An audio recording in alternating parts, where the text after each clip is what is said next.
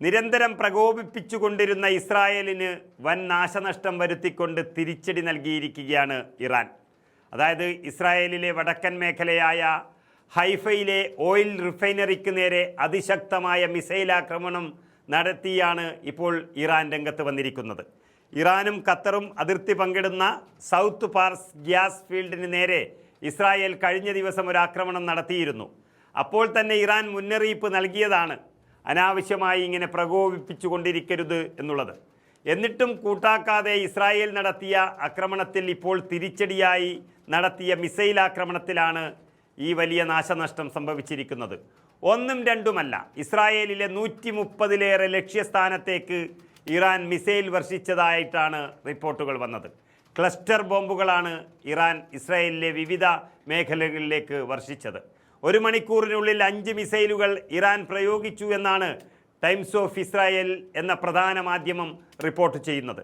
ഇറാൻ്റെ ആക്രമണത്തിന് പിന്നാലെ മേഖലയിൽ വൈദ്യുതി വിതരണം ഭാഗികമായി തടസ്സപ്പെട്ടതായാണ് ഇസ്രായേൽ ഊർജ്ജമന്ത്രി എലിൻ കൊഹാൻ തന്നെ പ്രസ്താവനയിൽ വിശദമാക്കിയത്. അങ്ങനെ എല്ലാം ഇസ്രായേൽ ചോദിച്ചു വാങ്ങുകയായിരുന്നു. പവർ ഗ്രിഡിനുണ്ടായ കേടുപാടുകൾ വലിയ സാരമുള്ളതല്ലെങ്കിലും ഹൈഫയിലെ റിഫൈനറിക്ക് നേരെ നടന്ന ആക്രമണത്തിൻ്റെ ദൃശ്യങ്ങൾ വലിയ രീതിയിൽ പുറത്തു വന്നിട്ടുണ്ട്. അതല്പം സങ്കീർണമാണ്. ഇസ്രായേലിലെ ഏറ്റവും വലിയ പവർ ഗ്രിഡുകളിലൊന്ന് സ്ഥിതി ചെയ്യുന്ന മേഖലയാണ് ഹൈഫ. ഇന്ധനവും കെമിക്കലുകളും വലിയ രീതിയിൽ നിർമ്മിക്കപ്പെടുന്ന മേഖല കൂടിയാണ് ഇസ്രായേലിലെ ഹൈഫ എന്ന് പറയുന്നത്. സൗത്ത് പാർസ് ഗ്യാസ് ഫീൽഡിനെതിരായ ഇസ്രായേൽ ആക്രമണം അപലപിക്കപ്പെടുന്നത് തുടരുന്ന സാഹചര്യത്തിൽ തങ്ങളുടെ അടിസ്ഥാന സൗകര്യങ്ങൾ വീണ്ടും ആക്രമിക്കപ്പെട്ടാൽ സംയമനം പാലിക്കില്ല എന്നാണ് ഇറാൻ വിദേശകാര്യമന്ത്രി അബ്ബാസ് അരാക്ചി നൽകിയ മുന്നറിയിപ്പ്. ലോകത്തിലെ ഏറ്റവും വലിയ പ്രകൃതിവാതക പാടത്തിൻ്റെ ഭാഗമായ ഇറാൻ്റെ സൗത്ത് പാർസിന് നേരെ ഇസ്രായേൽ ആക്രമണം ഉണ്ട് എന്നുള്ളത് അമേരിക്കൻ പ്രസിഡന്റ് തള്ളിപ്പറഞ്ഞതാണ്. ഇസ്രായേൽ രോക്ഷം തീർക്കാനായി നടത്തിയ ആക്രമണമാണ് സൗത്ത് പാർസിന് നേരെ ഉണ്ടായത് എന്നും വളരെ കുറഞ്ഞ മേഖലയിലാണ് ഈ ആക്രമണം ഉണ്ടായത് എന്നും ഡൊണാൾഡ് ട്രംപ് പറയുന്നു. ഈ ആക്രമണത്തെക്കുറിച്ച് അമേരിക്കയ്ക്ക് ഒന്നും അറിയില്ല എന്നൊക്കെയാണ് അദ്ദേഹം പറഞ്ഞത്. എല്ലാം ഒന്നിച്ചു നിന്ന് നശിപ്പിച്ചിപ്പോൾ എല്ലാം നിസ്സാരവൽക്കരിക്കുകയാണ് ട്രംപ്.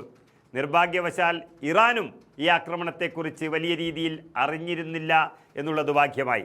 ഖത്തറിൻ്റെ LNG ശാലയ്ക്ക് നേരെയുണ്ടായ ഇറാൻ്റെ ഈ ആക്രമണം നീതീകരിക്കാനാവാത്തതും അന്യായവുമാണ് എന്ന് അമേരിക്ക പറഞ്ഞുകൊണ്ടിരിക്കുമ്പോൾ തന്നെ അവരും വെറുതെ പ്രകോപനവുമായി രംഗത്ത് വരികയാണ്.